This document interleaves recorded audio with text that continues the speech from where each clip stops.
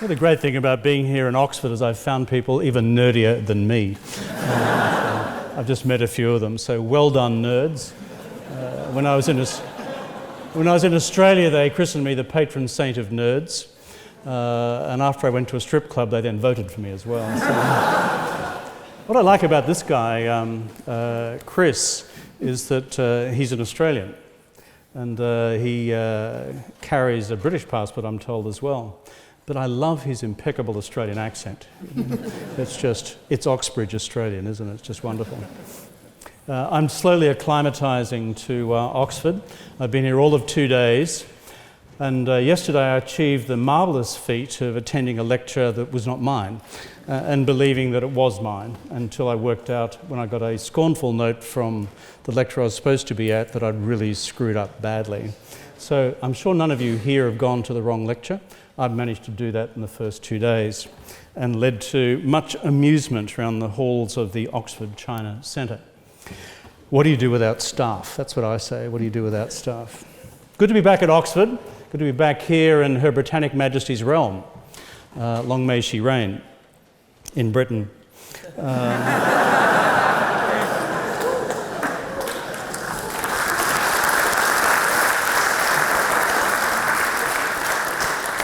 I was last here in 2014 here at the Oxford Union, and since then my political career and general public career has been in a general state of decline. So thank you.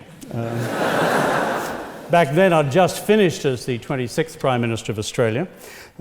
Since then I've become a senior fellow at the Harvard Kennedy School at the Belfer Centre, working on US-China relations. Then they appointed me as president of the Asia Society Policy Institute in New York, who now pay me a salary, where I think, and I do. And now I'm back at the Oxford Union. But now I have become a member of Jesus College. So that I now have an email address which is kevin.rudd@jesus.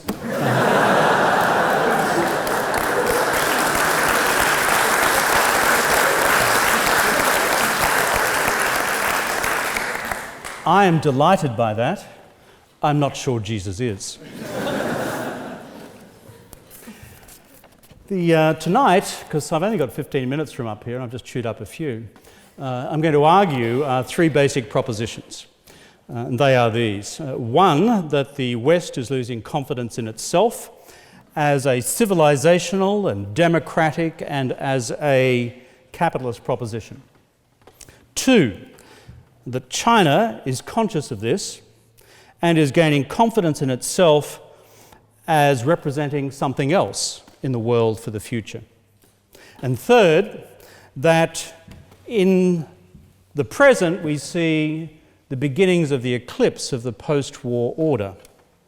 And we are beginning to see the emergence of something which is at best a hybrid, or alternatively, something which is based on shifting balances of power, emerging or re-emerging spheres of influence, and a relative decline in globally cohering values, globally cohering institutions, and globally cohering rules.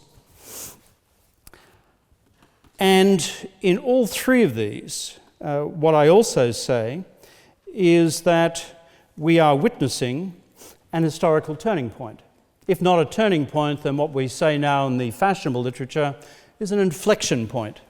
What is the definition of inflection? It's a flash way of saying turning. But my final point that I'll argue is that none of this is laid out by the gods. None of it is predetermined. I've never accepted a determinist view of history. Otherwise, why engage in political agency at all? And in fact, the burden flows to your generation, both Westerners and Chinese alike, to sort out a future for the planet, a future for the global order. And the burden on this, the first globalized generation of leaders in the world, is greater than any generation has faced at least since the end of the Cold War and possibly since the end of the big one in 1945. No pressure. First proposition. The West losing confidence in itself. Some would argue, why is that a problem? Look at the sort of things the West has done in the world. They gave us 5 centuries of European colonialism. Thank you very much, West. Subjected 4 continents around the world to subjection from only one, namely this one, depending on whether these islands are part of that one continent, but that's a matter for debate on a different day. And if you count Australia, 5 continents occupied, subjugated by just one, and that's Europe. Secondly, the parallel horrors of human slavery.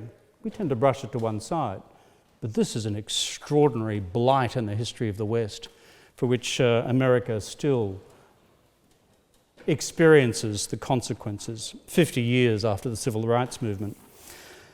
And then third, we have the West having been the cause of multiple pan-continental conflagrations, armed conflict and wars, the wars of religion, the Napoleonic Wars, World War I, World War II, and the skirmishes in between, like the Franco-Prussian War. Not really skirmishes. And not only were these resulting in the massive slaughter of humankind, but also colonial goods and chattel were then brought in to fight these wars as well. Our friends from India will know that story so well from the First War and the Second, coming in to fight on behalf of the British Empire. So that's the negative side of the scorecard. I wish to be upfront and clear about that, because as you might see, I too am from the West. Anglo-Celtic to the bootstraps, criminal both sides of the family. Well, it's endemic with Australians, you know that. If you run into Australians who claim that they don't have any convict origins, they're fibbing. But let's look more broadly at what the West has delivered over this extraordinary period of 5 centuries.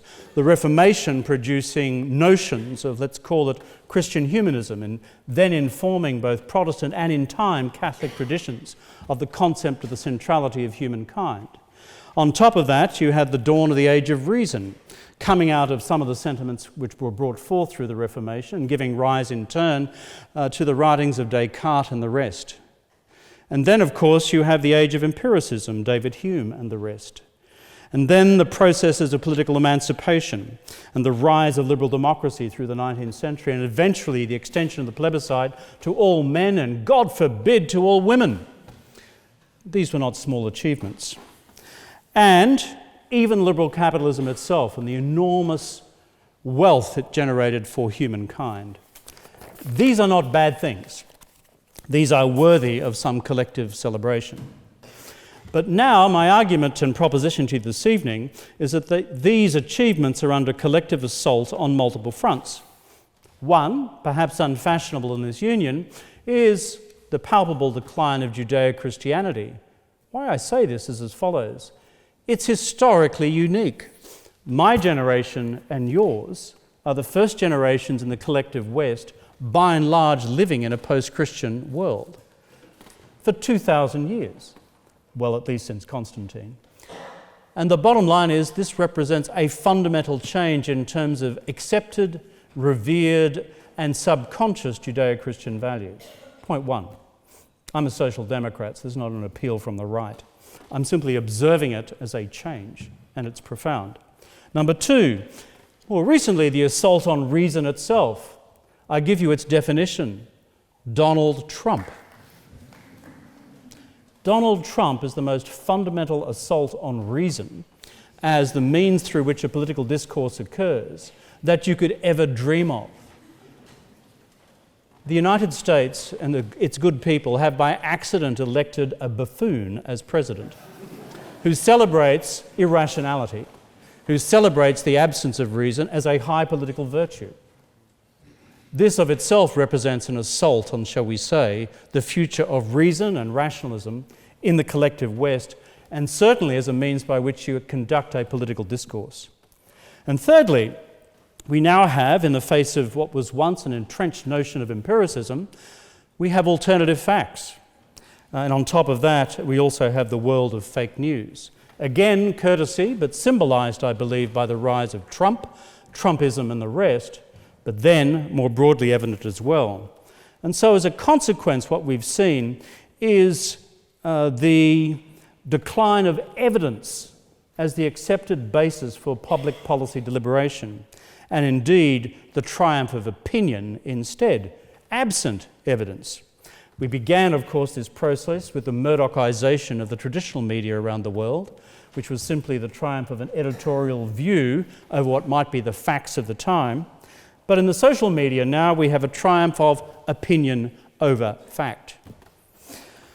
And then the rise of demagoguery. And the demagoguery is not unique to the Brexiteers of this country, including Boris Johnson. I have a tie so long it reaches the floor in emulation of Donald Trump. It is demagoguery we see more broadly across Europe, the rise of Alternative für Deutschland, the rise of Le Front National, and the rise of parallel phenomenon across most Western democracies. And again, a politics which is based on emotion, not reason, a politics based on opinion over fact, in other words, direct assaults on the canon of rationalism and empiricism as the way in which you conduct a civilized political discourse in the secular commons. And on top of that, we have now the first creaking of the edifice of liberal capitalism itself, deep creaking, beginning with the global financial crisis, when China, for example, for the first time said, we thought the United States understood the economy, and then concluded afterwards that they didn't, or at least financial markets. And secondly, the fact that the liberal capitalist model as it currently exists has not delivered the goods in terms of large swathes of humanity who have in turn fed the populist beast to which I referred before. So that is my first proposition, my friends, that the West itself is no longer exhibiting confidence in itself, despite its inherent virtues, recognizing its historical blemishes, but given the range of assaults occurring now simultaneously against the idea of the West itself. My second proposition is that this has been noted in China, and China shows increasing confidence in its own model for the world. China, of course, has its own problems. The slow implementation of its economic reform agenda, a problem of debt overhang, its own date with demographic destiny per courtesy of a long-standing one China policy, although now changing. Environmental pollution, giving rise to cities in which you can no longer safely breathe.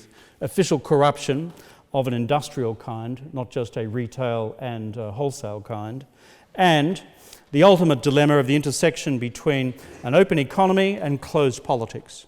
These are the problems which China faces. But what I detect, having spent the last 35 years on the China question, either as a diplomat, as a prime minister, a foreign minister, or having worked in business, is that the Chinese leadership, every time they encounter something of this nature, they adjust. Their ability to identify an emerging crisis and respond to it is phenomenal. And therefore, the assumption that somehow China will implode on any of the 5 points that I've referred to before, I believe to be fanciful based on the facts to date. What I see instead is a self-confident China. It is a China which is open now, and it's an attack on liberal democracy. You simply read its press. It now takes issue with the very notion of democracy, for which primary example number one is Donald Trump. How could a sophisticated democracy elect such a buffoon of such gargantuan dimensions? That's my paraphrase of the People's Daily. They said it more eloquently. Number two, also confident in its future as a state capitalist model. Number three, now asserting its position in the international order, both through the UN system, both through the Bretton Woods institutions, but now creating its own institutions through the Asian Investment Bank, and on top of that through One Belt, One Road, the Shanghai Cooperation Organization, and others. And what I also sense across the world, in the countries that I visit, in the United States, in China itself, and in various parts abroad, is a pride on the behalf of Chinese people and Chinese students abroad, not just the Communist Party elites, about the objective achievements of the country. These are formidable in history. The fact that China could have risen from an economy the size of Australia's in 1980 to now rivaling the United States as the largest economy in the world is a unique phenomenon in global economic history. This is the China, therefore, which presents itself. I conclude with the third proposition. I argue that we are therefore, as a consequence of the first and second above, passing through a new inflection point in the evolution of the global order because of these driving forces. The US unipolar moment is passing. The present continuous tense being applicable. It is passing before my eyes, but most critically before your eyes. And what is emerging is a more complex multipolar reality within which the single largest power is China, among the others. And where China's economy goes as the largest economy in the world in some time over the next decade, so too then follows political influence, foreign policy influence, security policy influence, and cultural influence. These things happen, as it happened in the American century, and we begin to sense and we begin to see this. And although the military balance will remain strongly in America's favour until we reach mid-century, these changes are afoot, and you will feel and see them as undergraduates and postgraduates in this remarkable university here at Oxford. The questions, therefore, confronting your generation is, will this be peaceful? As America, as the unipolar power slides, and as China, as the emerging power, rises. Students of international relations will be familiar with the book by Graham Allison on Thucydides' Trap, and whether this will end in war or peace, his historical study, looking at 16 cases since 1500, is that when you have an emerging power and an established power, 12 of the 16 cases end in war, 4 do not. Or do you face something which Joe Nye refers to, also from Harvard University, called the Kindleberger trap, which is nobody in control. The state we found the world to be in the 1920s and 30s, after Britain was exhausted by the First World War, ceased to contribute global public goods, and nobody was in control of anything anymore as the United States retreated to itself. These, then, are the challenges your generation faces. Unless, of course, your generation in the West, with the same generation in the East in China, can think through something new. And that is my challenge to you all here this evening as the leaders of tomorrow.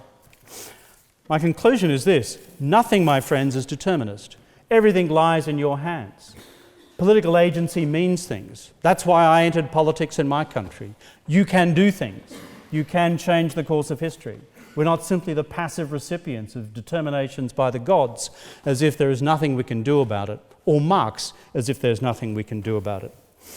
So if your generation believes in the idea of the West, and more critically, not the West itself, but the universal values reflected in the Universal Declaration of Human Rights of 1948, which China itself also signed and continues to adhere to in the post-49 China of today, there is a possibility and a basis for your generation to craft something new. For China's emerging generation, and those of you here this evening, I'd say be proud of your country's achievements. They are remarkable. I first went to China in 1984.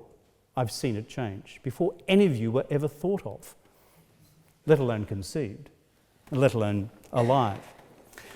But we need, therefore, a new synthesis between Chinese concepts of order, between Chinese values, in addition to Chinese concepts of global institutions, and those which we have hewn out of nothingness these last 75 years since the end of the Second World War.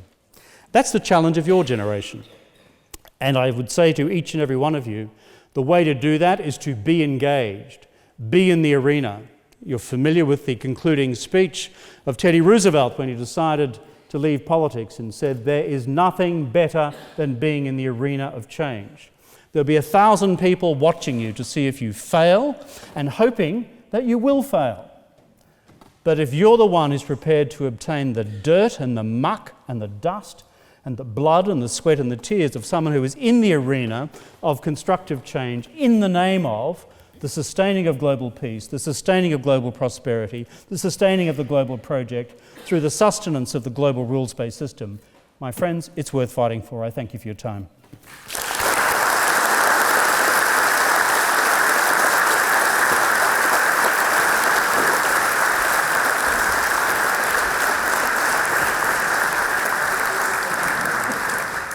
thank you so much, Kevin, for joining us this evening. It's such an honor to have you. And thank you for that comprehensive discussion on the future global order between China, America, and Europe. However, for my questions, I want to broaden the discussion slightly to Always other a dangerous areas. sign. And also to look at your time as a leader as well. And I wanted to start as it became apparent, you are an expert in Asia and Asian studies. That's what you did your degree in. And therefore, I want to start by looking at North Korea. How, given the constant escalations we're seeing at the moment, do you think the international community should be responding to North Korea? I firstly would simply say that the threat is real, and in my judgment, the probability of armed conflict has gone up from what is the customary 5% to a more realistic 20 to 25%, all factors considered, which we can go into later if you wish. Years ago, my job at the Australian Embassy in Beijing was to look after our North Korean relationship. I've been to the Hermit Kingdom twice, and I've escaped on both occasions. It's a funny old place. Who here has been to North Korea? Yeah, brave souls. I'll buy you a beer afterwards. I had a diplomatic passport. I don't know about you guys. So the two things I think which possibly work to keep that number at 25% rather than getting any larger are as follows. One, the work of the international community and the sanctions regime by the UN Security Council is not irrelevant. The fact that at the last set of sanctions, oil for the first time was included is material. Prior to that, it's an open question. But North Korea is primarily dependent on Chinese supplied oil. A very small proportion comes from Russia. The fact that China has indicated that it will cut its oil exports to North Korea by 10% is a genuine shot across the bows to the North Koreans. However, I am sceptical that that of itself will bring about fundamental policy change in Pyongyang, unless that number became much, much bigger. And secondly, my argument is this. Short of the possibility of a unilateral American action, we need China bilaterally with the North to work as hard as they possibly can to bring about change in policy in Pyongyang. You've seen and observed the nature of the slanging match between Trump and Kim Jong-Un. The idea of a diplomacy between those two of any form is limited. I know that Xi Jinping's relationship with Kim Jong-un is also deeply pressured. Kim Jong-un has never visited Beijing in his 4 or 5 years in office. Why? Because he's never been invited. On 3 occasions he took the train, and on 3 occasions he was turned back. So he is not a pin-up boy as far as Xi Jinping is concerned in the Chinese leadership.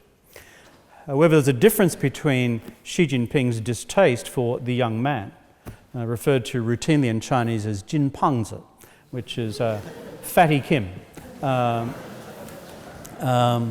is whatever his level of distaste might be, it is not the same as the considered raison d'etat or the considered view of the Chinese state, which still wants an intact regime which is pro-Chinese on its border. And that is the prevailing sentiment. So if we can work with our Chinese friends to increase the level of oil reduction in terms of exports, that I think, together with other measures, has some hope of bringing about policy change. I conclude with this. People who just assume that it's impossible in the 21st century that you could have a unilateral American strike on North Korea, given the history, I think they are existing in somewhat of a fantasy land. I live in New York, so I watch Trump every day. It's a unique zoological experience. And so his generals are doing the best to prevent the possibility of a unilateral military strike, because we know what the consequences would be. That is, a form or another of North Korean military retaliation against the South, running in turn the risk of triggering a general Korean war and a loss of life at great numbers in Seoul and elsewhere from North Korean conventional artillery arraigned across the 38th parallel. But what I've got to say to you is the generals can take it so far. Ultimately, there's one guy who's the commander-in-chief, okay? And he's a fabulous commander-in-chief. Awesome, to use his own terms.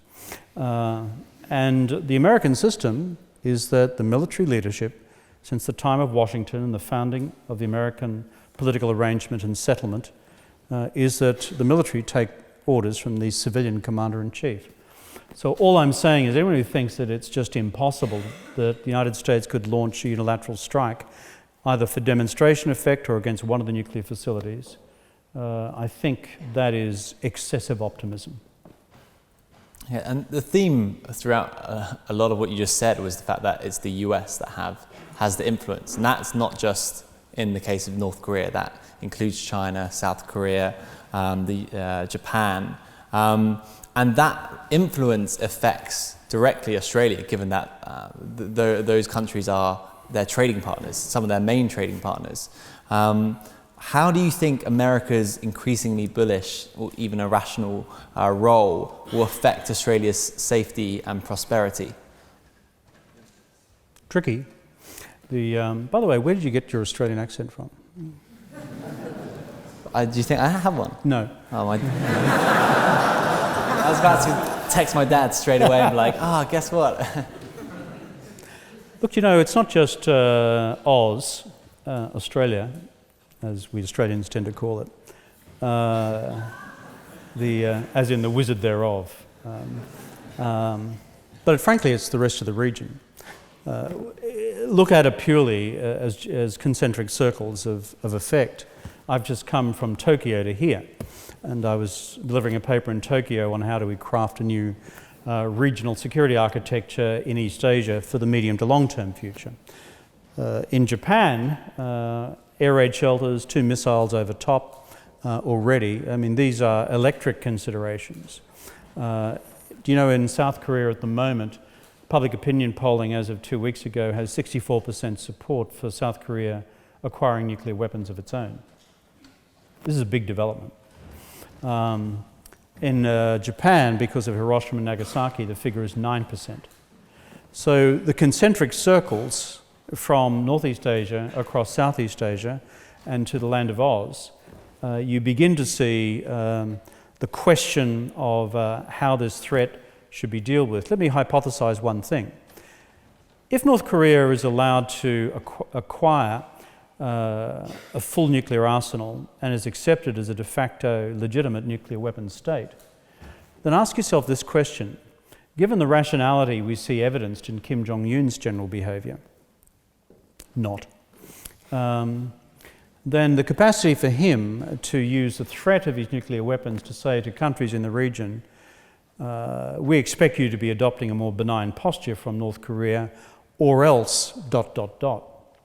Now, reflecting in the land of Oz, for example, where I have lived and had my being for some time, the Australian political class's capacity to handle a statement out of Pyongyang with an Icbm, with a nuclear tip, capable of reaching continental Australia, which it does, it can reach at present the northern half of the continent, and Kim Jong-un saying, you Australians are too pro-American, you're following them on every occasion, you continue that and who knows what the consequences of that will be for you. Imagine the debate in the Australian body politic which proceeds from that. And that's one of the consequences that you'll see flow to other American allies in the region, and to Japan, and to South Korea. And so, where do we come out in the end on this question? I believe our interests lie in working with our Chinese friends and maximising the pressure. And your final part of your question was about how does an alliance proceed between Australia and the United States, given the unique qualities of this president of the United States? The answer is Trump at present represents a political liability for both sides of Australian politics. So if you're going to defend the proposition of an alliance with the United States, for the future, it has to be done in terms of the alliance is intrinsically valuable, whatever the future may hold, and Trump's only around for another 3 years, maybe less, depending on the midterms. Hopefully. Well, following on from this theme of Trump, and I don't want him to become a buzzword, but one of the aspects... But he's legitimately, Chris, a buzzword. It is the United States of America, the world's largest economy, the world's largest military by a factor of 10.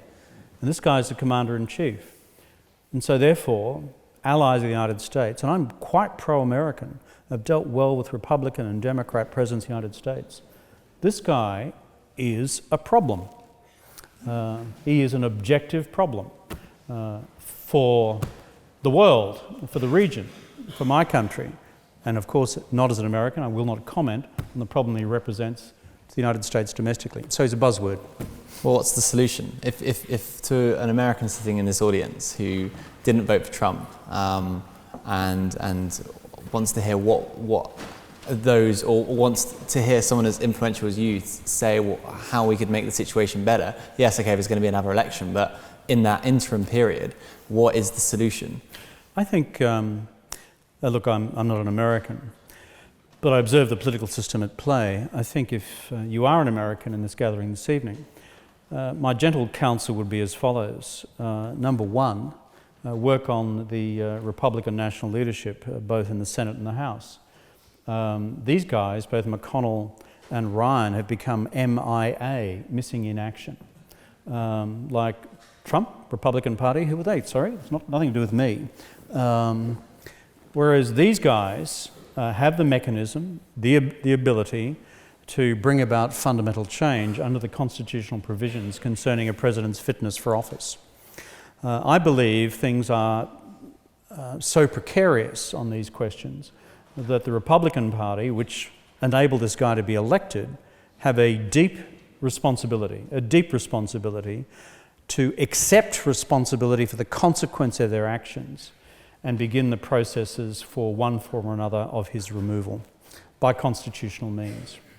I think the second thing is for the Democratic Party to stop having a seminar with itself. And when it comes to the midterms, to begin fielding such a range of candidates who can and will win their districts and their Senate slots, that this will, even if the Republican leadership have not acted by the end of next year, the evidence and the writing will be on the wall come the midterms for action then to be taken by the Republican leadership by the end of next year. All of which means we have a rough road over the next 15 months. Let's move away from the United States now and look at Australia. One thing I wanted to ask you about was... I didn't do it.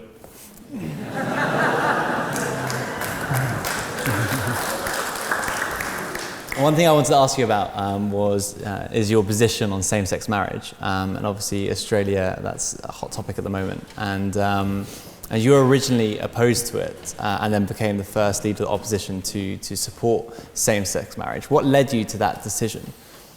Well, I mean, for all my sins, of which there are many, only a proportion of which have been confessed publicly, I came to life as a fully declared, what I describe as God-botherer of classical Christian persuasion. So I said in the 2007 election, as in fact others around the world had done as well, that we would not move to change the Marriage Act, and I believed in honouring what she'd said to the people. Subsequent to that, prior to my own personal position changing on same-sex marriage, I'd said to my colleagues in the Australian Labor Party that at the 2010 election, had I still been Prime Minister for that election, I would have then promised an open vote of the Parliament had we been re-elected, which I'm confident would have resulted in a majority, even with me not voting for it, for same-sex marriage change. As you know, Julia Gillard replaced me, and one of Julia's, shall I say, preparations for that internal party coup was to line up with the most conservative factions in the Labor Party who caused her to swear on a Bible that she would never change the Marriage Act, and that's the deal that she did. So the clock rolls along. Then sometime in 2012-13, who goes to work on me personally?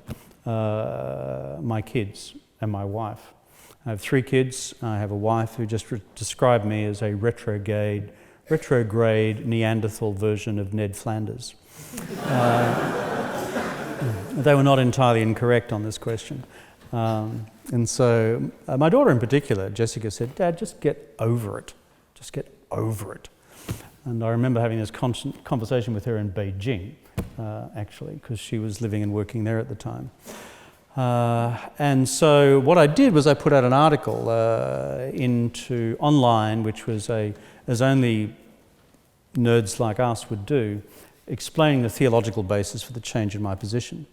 And the theological basis was simply this, that if the New Testament's about love, then why the hell should we discriminate? And secondly, against the usual objections from the church, which is that this is some abnormal human condition.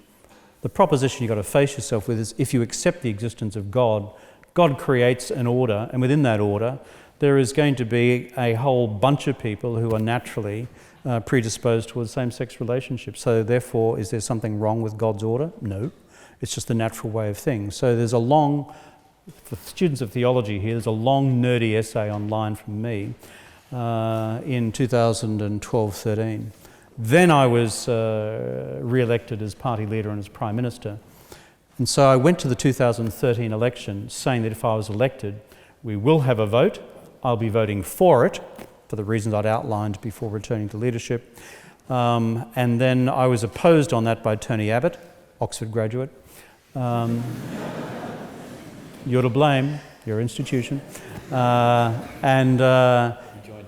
That's right, and he campaigned viciously that the fabric of Western civilization would collapse in Australia if we were to legalise same-sex relationships. I had this huge debate on the eve of the election itself, which Abbott refused to attend, in a public affairs audience a bit like this on a program called Q&A. And so Preacher Man, somewhere sitting up the back there, asked this question at the end. He said, "You're such a hypocrite, Kevin, for having gone into the 2007 election and now having changed your position on same-sex marriage." To which, and as a Christian pastor, he said, "How can we believe anything you say anymore?" So this was designed for theatrical effect. So my response to him was, surely it is possible in an open democracy for any political leader to change their mind and to explain the reasons for changing it and to be transparent about the processes of change and the reasons for it. In my case, it occurred before I came back to the leadership. But then I got really angry with this nut job and said, okay, we're going to take a literal view of what the New Testament says about homosexuality. Okay, so slaves be obedient to your masters. So we should be all be backing the Confederacy in the Civil War because slaves are referred to in their natural condition in the New Testament. What about women? Wives be obedient to your husbands. You know, domestic violence, fine, just sit there and cop it. Let's just take the New Testament principle and you can be bashed, you know. That's just bullshit. It's a technical term. And so too, with the very small number of references to same-sex relationships, not in the Gospels, but in Paul, in the epistles.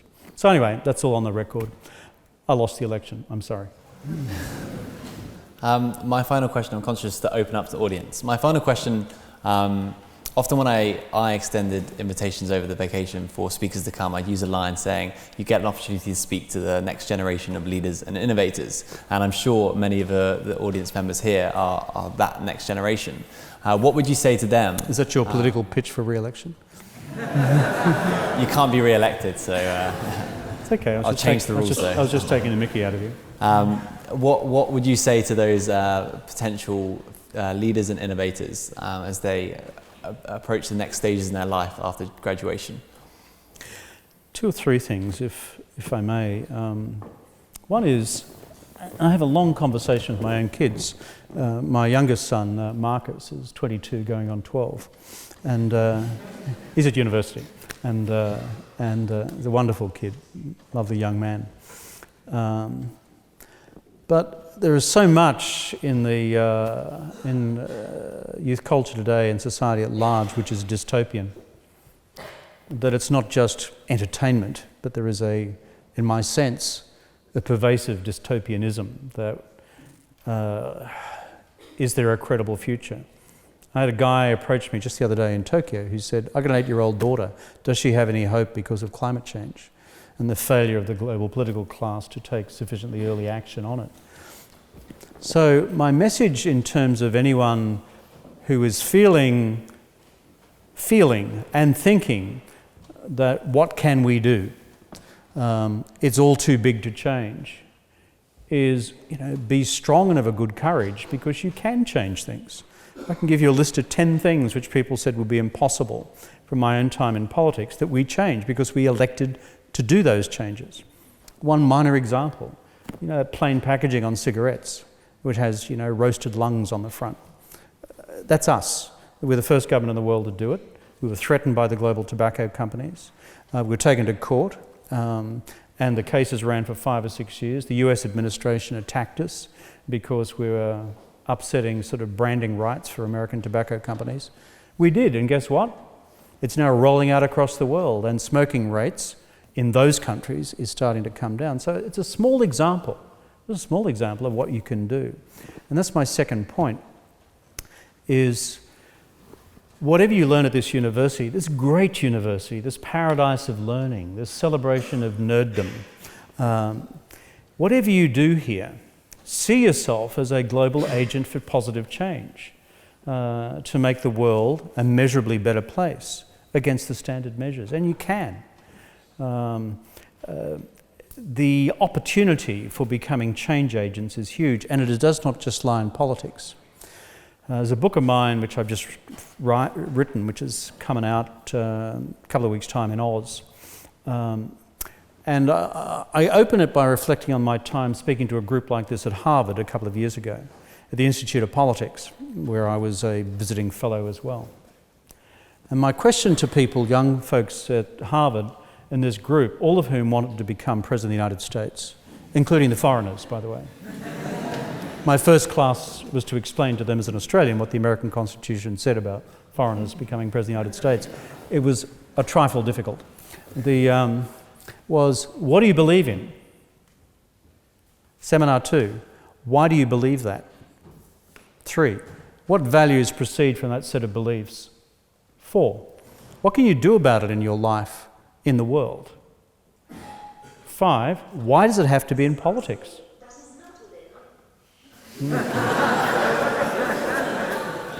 It's just my minders from German intelligence saying. Sounded German, didn't it? Yeah. Why do you have to be a change agent only in politics? Whereas in fact, those of you in technology and commerce, in non-government organisations across the world, you can be vast agents for change, particularly if you have answered these earlier questions that I put. And for those of you who feel politics is a vocation, not a career, or not as some would describe it, Hollywood for ugly people, then go for it, and go for it, and go for it hard, and go for it at your most immediate local level on the condition that you can see measurable change. So my message to this generation is, given the external forces I referred to in my public remarks before, you can become great change agents, whatever your disciplines are, if your values underpinning your mission are well secured through your time at university. Thank you. We're now going to open up to the audience. So if you have a question, please raise your hand nice and high and wait for a microphone to get you to. Let's go on the ends there with your your one. Yeah. Good evening, Mr. Prime Minister. Thank you for coming to the Union. So my question is very simple tonight. Given the world of globalization we live in, where the dominant language is English, what do you think is the role of Mandarin, given the fact that China is a growing economy? Thank you. 非常重要的。这边中国人多少？举手，也不少。Look, for those of you, from the West, I've been writing this for years, and people have regarded me as a bit nuts for having done so, particularly my home country, Australia. The assumption that English will remain the universal, pardon the pun, lingua franca, will not necessarily hold. We are going to end up in a more polyglot world. So whatever your discipline is, whether you're going to be a philosopher, whether you're going to be an economist, or whether you're going to be a politician, or whether you're going to be some chap down at Whitehall or chapette at Whitehall, or whatever, you're running large companies, the rest. folks in the West have got to get in their heads the reality that the languages of the East are going to rise in importance. Objectively, that's the case. When I wander around this campus, I hear 3 languages: English, Chinese, and Australian.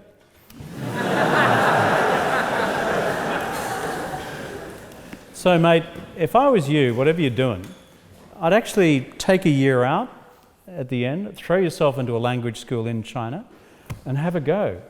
My experience is 1 year is useful, 2 years is sufficient. And after that, you're on your own. And I spent 5 years on this language at university, and then I worked in country, when it was way before it was fashionable. But, you know, think about this also. What does the term Asia mean? Students of Latin? It's basically talking about the East. East of where? This bloody place. The West. Okay. And so this whole notion of Asia is largely a Western intellectual construction. It's kind of boom, over there. Well, you need to get it into your heads that this is now seriously and fundamentally reversing itself. 1 out of Beijing, 2 out of Delhi, and 3 prospectively out of the Malay cultures of Southeast Asia led by Indonesia. Simply look at the trajectories. That's where it's going. So the Queen's English, beautiful it is to the ear, particularly in its pristine Australian form, may not be sufficient for the future. Okay, thank you. Let's go to you in the white top at the back there. Yeah. Hi, Mr. Prime Minister. Hi. I'm from South Korea, and I have a question regarding North Korean issue. And as you mentioned in your conversation, and the North Korean president tried to talk to America directly, except South Korea. My question is, how do you see this situation? And question number 2 is, how South Korean government should be, the stance look like or should be? Look, it was my privilege to spend some time with your president, President Moon, in New York during General Assembly Week. He met with a couple of us who head American think tanks. Why the Americans entrusted me with heading an American think tank, I've got no idea, but asked the people in the Council of Foreign Relations and a few others.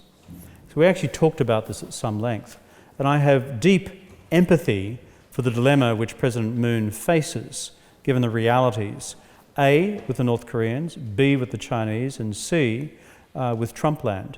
Okay? So people should put themselves intellectually into the position of President Moon and examine your options. I think there are 2 or 3 things which should be considered. When you're looking at a crisis, and this is emerging into one, as a Chinese friend and senior official reminded me recently in Beijing, crises have their own logic. War has its own logic. That's why we seek through diplomacy to avoid either. And so the buying of time to prevent crises from emerging is actually a very useful thing. So then the material question becomes, how do you buy time? I think the only way in which you're going to have a resolution peacefully of what is occurring there is China working with the North Koreans, America with the South Koreans, along these lines. Number 1, look at missile testing. If the United States says to the North Koreans, if you stop your Icbm testing, you will be rewarded by X, Y, and Z, but if you continue, you'll be punished by A, B, and C, involving increasingly harsh measures. And if that is agreed to by Beijing and delivered to Pyongyang, it may be that Kim Jong-Un sees it as the time to begin negotiating. Number 2, even more seriously, on nuclear testing. They've just had the 6th nuclear test, they've had the 87th missile test, so the nuclear tests are very serious in terms of, well, you know. And so a parallel set of undertakings can be made to the North Koreans as long as there's Chinese and American buy-in. If you stop it and there's no more after the 6th, there may be some rewards for you.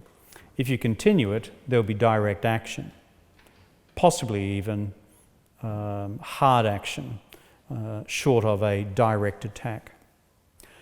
That hopefully buys time, which then, if you have accumulated strategic trust, then developed between China and the United States and the two Koreas through that process, you then get to the third stage, which is what I call the grand bargain. I wrote about it in the Financial Times about 6 weeks ago.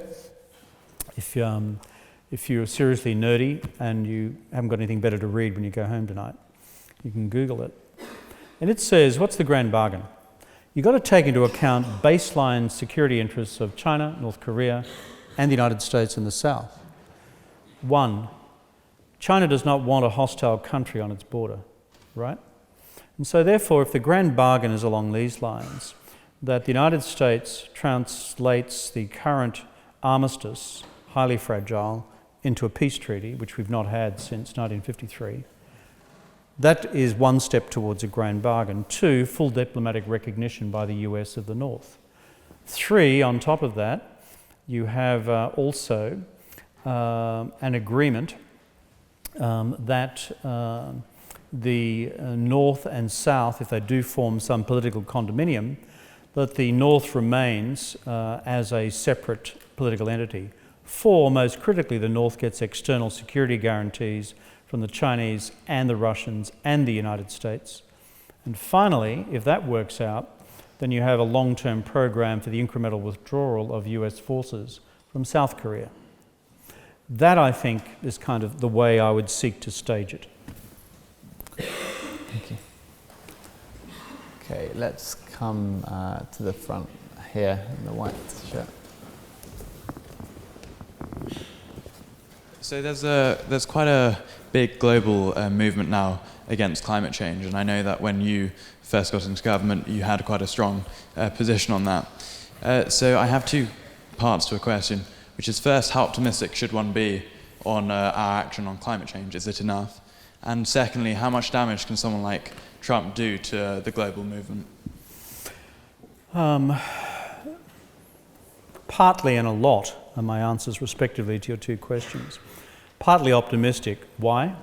Paris was a good breakthrough. We'd achieved a lot of that, despite the headlines at the time, when I was negotiating at Copenhagen. We actually produced something called the Copenhagen Accord, which Paris subsequently formally inculcated into a global agreement with a couple of additions. And so the fact that we could get China and the United States for the first time to embrace this as an international legal instrument and not as it were, a chairman's statement, which is the status that it had in Copenhagen, was a very good thing. But secondly, those of you who are looking at the quantitative nature of greenhouse gas emissions, in order to stabilise temperatures this century to the extent that you do not have temperature increases in excess of 2 degrees centigrade by 2099, the combined national commitments at Paris add up to 1/3 of the total reductions needed to bring about that 2 degrees centigrade ceiling. In other words, two challenges therefore arise. Will all these countries do what they said they did, or could it be that some politicians might lie? I've never seen that before. Two, if they do, then what about the remaining 2/3, if the first third was such a big bite? Now, why I'm still optimistic is that your generation has finally dealt with the industry of climate change skepticism that frankly confronted me when I was first elected 10 years ago, when Abbott, Oxford graduate, frankly the mining companies and heavy polluters just joined forces, as they still do, both in Australia and the United States, possibly even in Canada, for those of you who are Canadians, and going to give Justin Trudeau a hard time of it, are sort of running the rearguard action that this is just too difficult for our company's bottom line. Your generation of leaders, I think, correct me if I'm wrong, have finally got the science, you accept its politics, and you're determined to see that it's done and dusted. So if you and the political consensus you are dealing with against being a bit of a voice in the wilderness 10 years ago, which is how folks like me felt prior to Obama coming on the scene, and Obama took a full term to get his mind around this stuff. It wasn't really until 2010-11 that Obama was fully on the cart with this. That I think you can summon the political will as change agents and as technological innovators to get it done. Because it's a combination of commitments, carbon pricing, plus technological innovation, which will actually solve this thing. So I would have, on balance, a basis for optimism. But it's like pushing the bloody Queen Mary, you know, the huge ship. You've got to push the thing until it turns around. And I think we've got it sort of about there. Your generation's got to push it the other way and then move the bloody thing that way. The technical description. Great. I think we have time for one more. I'll answer very quickly, so give them two. Okay, two. Yeah, the one that's sort of shaking the, yeah, well, yeah. Thank you, Prime Minister, for your great presentation. My question is in terms of security. What do you think Chinese state-owned government company bought Darwin's ports usage rights?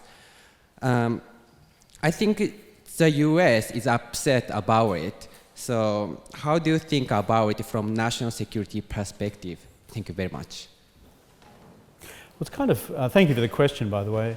Let me background everybody who doesn't follow intimately internal Australian politics, let alone those of the Northern Territory and the city of Darwin.